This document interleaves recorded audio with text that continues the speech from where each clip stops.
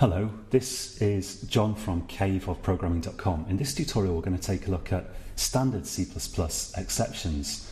I'm going to create a class here because I want to prove to you that exceptions can even be thrown from constructors.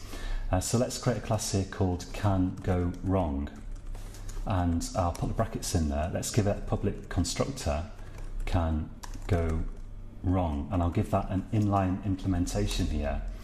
And in this constructor, I'm going to allocate some memory. Let's say char pointer p memory equals new char, and put the brackets in there, and let's allocate some number of bytes. It's usually considered better to allocate bytes if possible in powers of 2, but I won't worry about this here.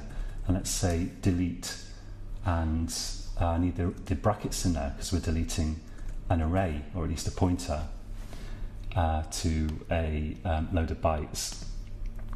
So let's try this. I can type canGoWrong and wrong. Now that should work. I'm not asking for too much memory here. So let's run this. Now if I increase the amount of memory that I'm trying to use, like this, try this, let's see if this works. It might do.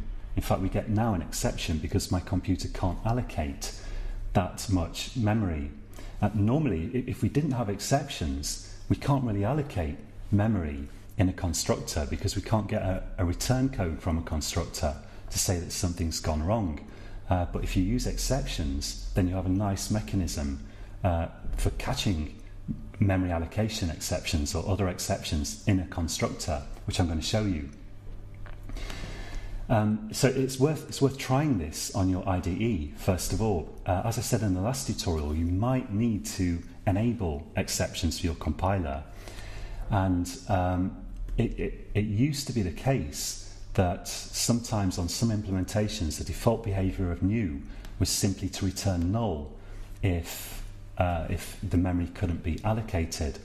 But now, as far as I know, the majority or even all implementations of C++ will throw an exception if you can't allocate enough memory with new. So it's worth checking this, and if you don't get an exception, no matter how big this number is, you need to check the documentation for your compiler, check new, and see how it's supposed to behave if not enough memory is allocated, and whether you can turn on exceptions somehow, maybe configure new to get this exception to be thrown, because it is important to be able to check whether you've successfully allocated memory or not. Let's try and catch this exception. So I'm going to put a try round this class here, and I'm going to put a catch in, which we'll deal with in a moment. Let's see if we can format that. So if we look at the error message from throwing the exception out of main, it says we've got a standard bad alloc. So the exception is bad alloc, and it's in the standard namespace. I'm already saying using namespace standard in this program. So let's try this. So remember, if it's an object that's being thrown, which this is an object of the class bad alloc, we want to catch a reference to it, and let's call that E. I'm following the convention here, the Java type convention of giving my classes uppercase first letters and my variables lowercase first letters. But of course not all C++ programmers follow that. So bad alloc has a lowercase first letter here, but it is actually the name of a class. And the important thing is to pick a convention and stick to it rigidly in your own code. Let's do a cout here. I'm going to say cout E, and bad alloc has a method called what that enables us to print something useful on the screen. So if we try that now and we run it, we're outputting this here. Let's actually just prove that by saying here caught exception, and we'll run this. Whoops, I've got an error here. Let's put the put to operator in there, try it again, and so we've caught a exception here.